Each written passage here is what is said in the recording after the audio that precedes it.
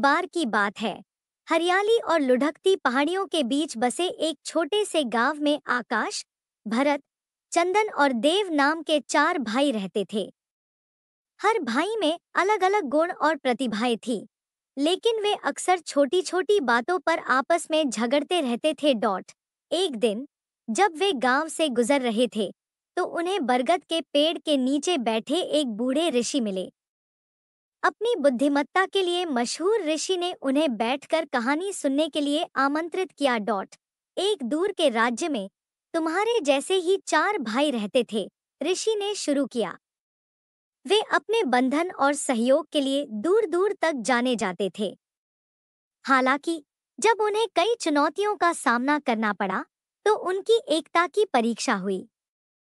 आकाश, भरत, चंदन और देव उत्सुकता से ध्यान से सुनने के लिए झुक गए।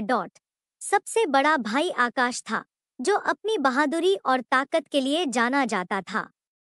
वह दृढ़ संकल्प के साथ किसी भी बाधा को पार कर सकता था। दूसरा भाई भरत अपनी बुद्धि और बुद्धि के लिए जाना जाता था। वह आसानी से पहेलियों को हल कर सकता था। तीसरा भाई चंदन एक दयालु हृदय और कोमल आत्मा का मालिक था। उसे सभी जीव, बड़े और छोटे, प्यार करते थे। और अंत में सबसे छोटा देव था, जिसके पास अटूट विश्वास और आशावाद था।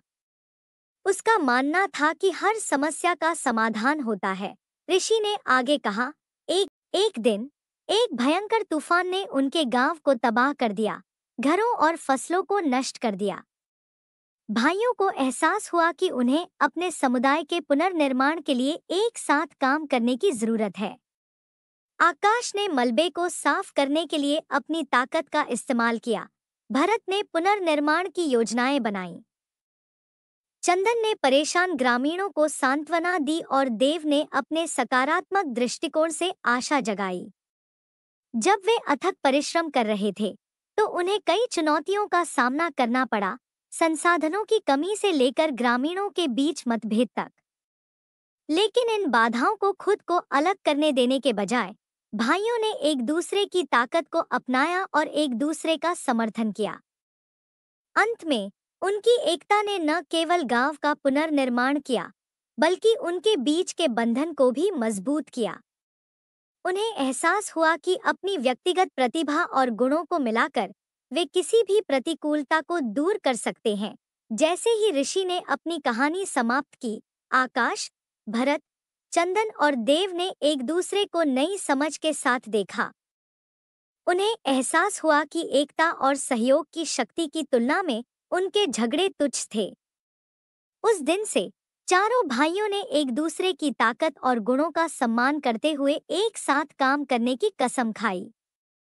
और जैसे जैसे वे जीवन की यात्रा पर निकले, उन्हें कई चुनौतियों का सामना करना पड़ा, लेकिन उनका बंधन अटूट रहा, जो बरगद के पेड़ के नीचे ऋषि द्वारा साझा किए गए कालातीत ज्ञान का प्रमाण है।